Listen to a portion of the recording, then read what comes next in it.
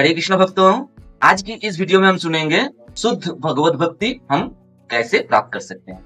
श्री चैतन्य महाप्रभु जो कि स्वयं श्री कृष्ण और श्री राधा जी के युगल स्वरूप है, उन्होंने शुद्ध भगवत भक्ति के विषय में कुछ प्रमुख बातें हमें सिखाई हैं। जैसे किसी भी तरह की भौतिक कामना को चरितार्थ करने की वासना हृदय में नहीं होनी चाहिए।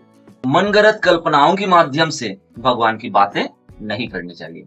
बंगला में उन्होंने कहे हैं, ग्राम्यो कथा ना ही कोई वे, ग्राम्यो कथा ना ही सुनी वे। इसीलिए हमें अवश्य ही शास्त्र पढ़ना जरूरी है। एकमात्र शास्त्र पढ़कर ही हम भगवान को थोड़े बहुत सही से जान सकते हैं। किसी को हम भगवान संबंधित सिखाएं भी तो शास्त्र में जैसे वर्णित है ठीक वैसे ही बताएं। श्री कृष्ण से किसी भी तरह की भौतिक सुविधा लाभ करने की कामना मन में नहीं होनी चाहिए। महाप्रभु जी की ये सारी बातें नारद पंचरात्र, श्रीमद् भागवत आदि शास्त्रों में भी वर्णित है। हमें सिर्फ श्री कृष्ण की इच्छा अनुसार कर्म करते जाना है। पर हम कैसे जाने कि श्री कृष्ण मुझसे कैसे कर्म कराना चाहते हैं? इसके लिए उनके साथ हम जितनी ज्यादा आंतरिकता के साथ जुड़ पाएंगे उतनी ही अच्छी तरह से हम उनकी इच्छा के अनुसार सेवा कर पाएंगे। पर मन में कभी ये अहंकार की भाव भी नहीं आनी चाहिए कि मैं श्री कृष्ण से इतना नजदीक हूँ, श्री कृष्ण से मैं इतना जुड़ा हुआ हूँ। ये अहंकार एक वैष्णव की लक्षण नहीं होते हैं। वैष्णव सर्वदा अपने गुरु पर समर्पित होते हैं। पर ध्यान रहे, गुरु एक सद्गुरु ही होना चाहिए। परंपरा बहिर्भूत गुरु एक साधारण मनुष्य की तरह ही मनगढ़ंत कोई विधान सुना देते हैं। पर एक सद्गुरु शास्त्र में जैसे वर्णित है हूबहू वैसे ही बोलेंगे। एक सद्गुरु ही बोल सकते हैं श्री कृष्ण मुझसे क्या कर्म कराना चाहते हैं, फिर हमें वही कर्म करके कृष्ण की अनुकूल सेवा हम कर सकते हैं। पर जैसे मानो गुरुदेव मुझसे पानी मांगे पर मैं अपनी बुद्धि लगाकर शरबत ले आया, अवश्य ही शरबत द्वारा पानी से अच्छी सेवा होगी। पर गुरुदेव तो पानी मांगे तो मुझे पानी ही देना है। इस उदाहरण का मतलब यही है कि गुरुदेव अगर मुझे किसी काम की दायित्व देते हैं और मैं उस पर खुद की बुद्धि चलाना शुरू कर देता हूँ कि गुरुदेव ने मुझे इस काम को इस तरह से करने को कहे हैं, मैं अगर इस काम को इस तरह से करूं तो ये और ज्यादा बेहतर और सुंदर रिजल्ट आएगी। हो सकता है, पर ऐसा करना कतई उचित नहीं है। ऐसा करना मतलब एक शिष्य का अपने गुरु के प्रति श्रद्धा की कमी की निशानी है।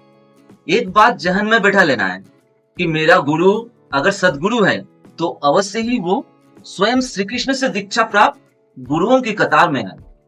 सद्गुरु कभी शास्त्र बहिर्भूत आध्यात्मिक कथा कहेंगे ही नहीं। इसीलिए एक सद्गुरु को भगवान के प्रतिनिधि भी कहते हैं। और एक बात स्मरण में रखनी है कि गुरुदेव मेरे से बहुत उच्च स्तरीय के बुद्धिमान है और उनकी बुद्धि परिपूर्ण रूप से शुद्ध भी है। ये सब याद रखकर श्रद्धा पूर्वक उनकी सेवा करनी चाहिए और सिर्फ उन्हीं से सीखना है कि श्री कृष्ण की इच्छा के अनुकूल हम कैसे सेवा करें।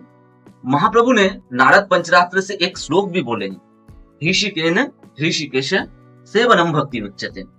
ऋषिकेन मतलब समस्त इंद्रिय द्वारा, ऋषिकेश मतलब इंद्रियों के अधीश्वर अर्थात भगवान श्री कृष्ण। सेवनम अर्थात सेवा करनी चाहिए उनकी। केवल मात्र मन नियोग से बात नहीं चलेगी, सभी इंद्रियों को भगवान की सेवा में नियोग करनी ही है। कोई कहते हैं कि मैं हर समय श्री कृष्ण की चिंता करता हूँ, पर गलत। वो स्मरण होता है, चिंतन नहीं। चिंता का गहरी मीनिंग क्या होता है जानते हो? ध्यान। हम जिसे चिंता कह रहे हैं हम सिर्फ शून्य की अर्थात निराकार को ही सोचते हैं, है ना? चिंता का मतलब होता है चिंतन, चिंतन का मतलब ध्यान।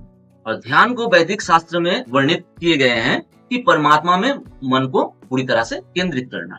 योग की महान आचार्य पतंजलि भी कहे हैं, ध्यान परमात्मा की चतुर्भुज रूपी नारायण के रूप में श्री कृष्ण के प्रकाश की ही करनी है, ना कि शून्य की निराकार की। तो पूरे वीडियो में प्रधान वक्तव्य क्या बने? मन को सभी तरह की कामना या वासना से मुक्त करके एकमात्र श्री कृष्ण में केंद्रित करनी होगी, क्योंकि मृत्यु समय मन में एक भी छोटी से छोटी कामना भी बची रहे तो फिर से वो कामना को पूर्ण करने हेतु जम लेना पड़ेगा। अर्थात मुक्ति नहीं मिल रही। और केवल मात्र मन द्वारा ही नहीं, मन तो कृष्ण को चाहते हैं, ये बात ठीक है, पर बाकी इंद्रियों को बाहर छोड़ रखे हैं भटकने के लिए। बात बनेगी? कभी नहीं। इसीलिए सभी इंद्रियों को धीरे धीरे अभ्यास करके उसी में केंद्रित करनी है, तब शुद्ध भक्ति कहलाएगी, जीवन सार्थक होगा। बोलो हरे कृष्ण।